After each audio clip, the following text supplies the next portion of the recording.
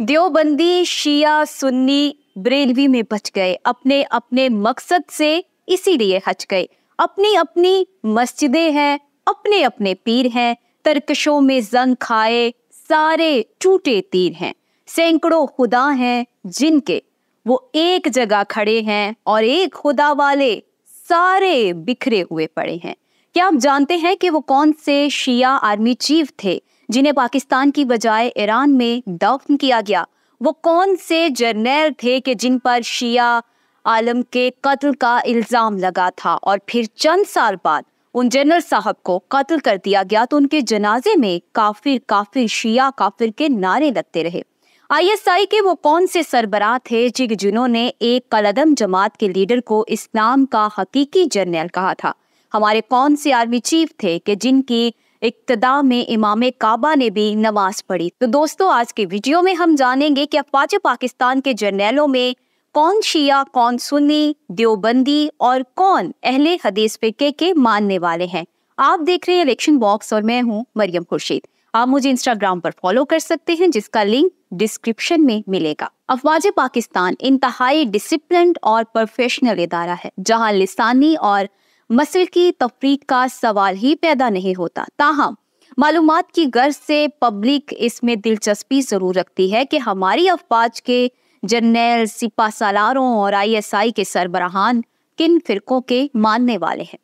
پاک فوج کے پہلے دونوں سالار جنرل فرینک والٹر میسروی اور general Douglas Dred Gracey Christian تھے۔ اسی طرح سے ISI کے دوسرے DG میجر جنرل رابرٹ کوتھوم بھی مسیحی تھے۔ یہ تینوں انگریز آرمی آفیسرز ریٹائرمنٹ کے بعد برطانیہ واپس چلے گئے۔ ہماری فوج کے پہلے مقامی آرمی چیف اور دوسرے صدر پاکستان فیلڈ مارشل محمد ایوب خان سنی العقیدہ تھے۔ نامور بیوروکریٹ ارشد سمی خان اپنی کتاب three president and an aide میں تحریر کرتے ہیں کہ جنرل ایوب خان پیر صاحب دیول شریف اور پیر صاحب آف مانیکی شریف کے عقیدت مند تھے۔ ایک مرتبہ وہ دونوں پیرانے عظام ایوان صدر میں موجود تھے کہ دونوں میں جھگڑا ہو گیا۔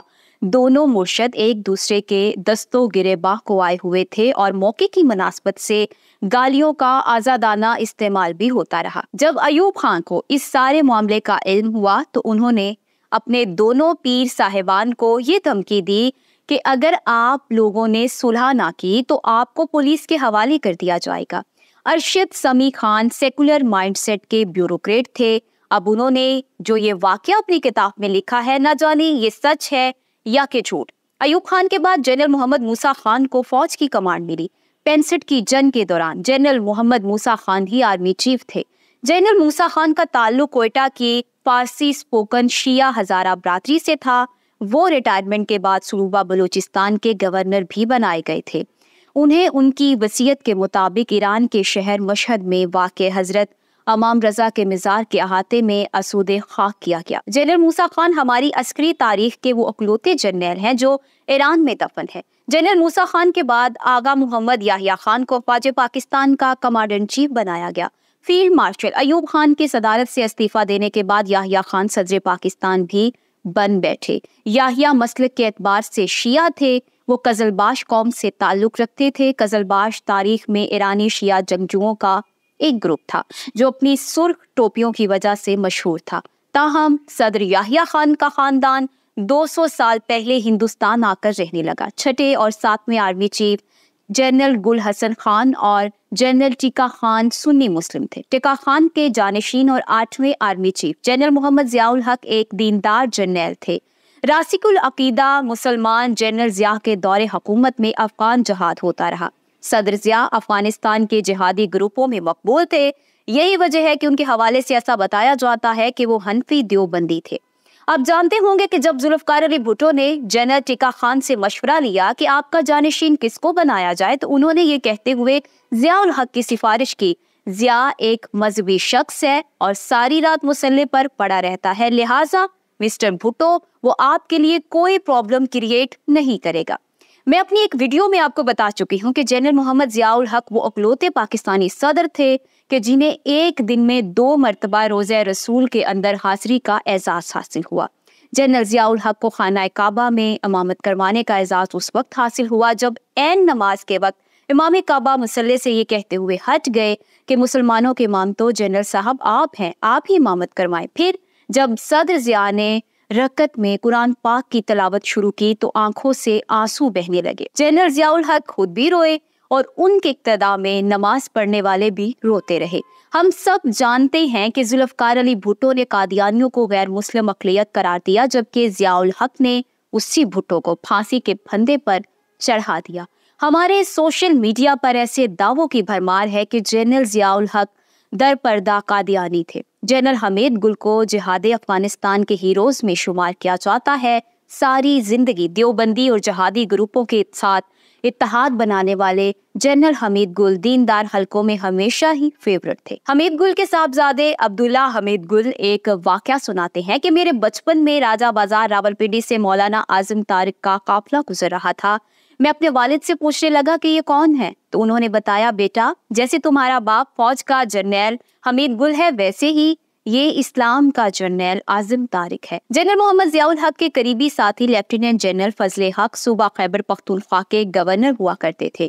حنفی دیوبندی مسلک کے پیروکار جنرل فضل حق کو ان کے کوئٹی ڈرگ لاٹ کے القابات سے نوازتے تھے، اور ویسے بھی اس دور میں پاکستان میں شدت پسندی، منشیات اور کلاشنکوف کلچر پروان چڑھ رہا تھا۔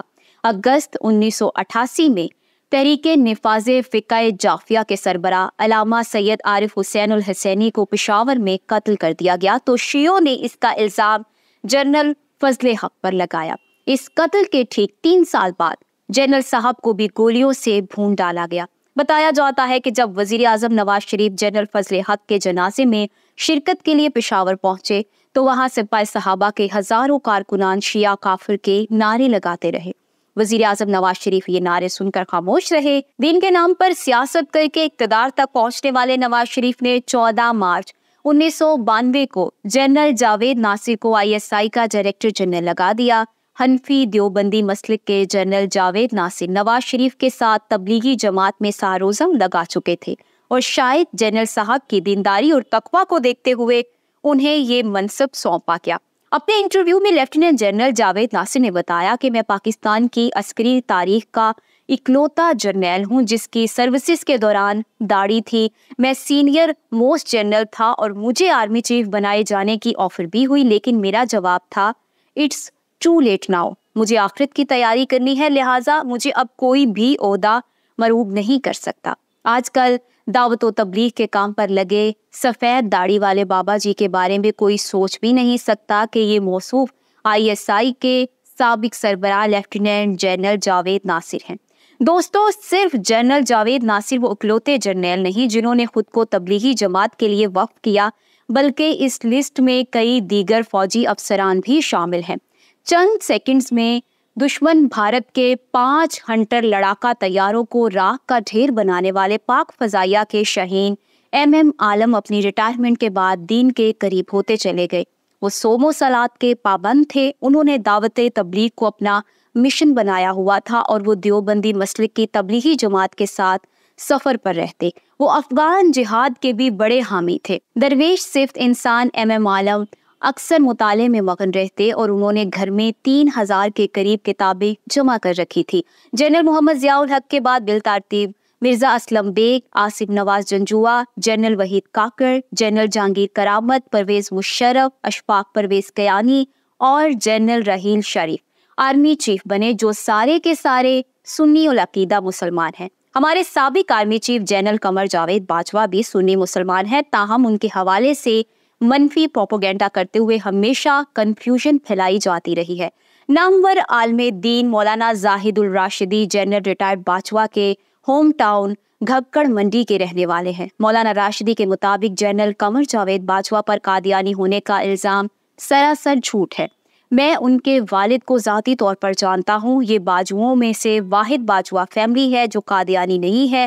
ہمارے موجودہ سپہ سالار جنرل حافظ عاصم منیر احمد سادات گھرانے سے ہے اور وہ سنی العقیدہ سید ہیں۔ راولپنڈی کے متوسط گھرانے سے تعلق رکھنے والے جنرل عاصم منیر کا خاندان حفاظ کا خاندان ہے اور ان کے دونوں بھائی قاسم منیر اور ہاشم منیر بھی حافظ قرآن ہیں۔ جنرل صاحب کے والد بزرگ وار کا نام سرور منیر تھا جو گورنمنٹ اسکول کے ہیڈ ماسٹر رہے۔ اہل محلہ کے مطابق جنرل عاصم منیر نے 7 سال کی عمر میں قرآن مجید حفظ کر لیا۔